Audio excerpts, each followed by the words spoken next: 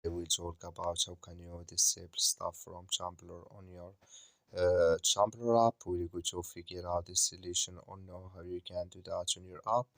All you have to do, you just go down, click on this sign down here. So when you click on it, it's going to take you to this list on your profile. Then all you have to do now, just go above this sign, click on it here. So when you click on it, it's going to take you to this list. Then all you have to do now, just click here on account settings. So when you click on it, it's going to take you to this list here. Then all you have to do now, just click on notifications here. So when you click on it, it's going to take you to this list. Then you go down and you come here to stuff from Tumblr, click in this sign or this color. Like you see color, it's gone. That's means stuff from Tumblr notifications disabled with us now. That's all you have to do. Thank you for watching. Don't forget to support us by liking and subscribe.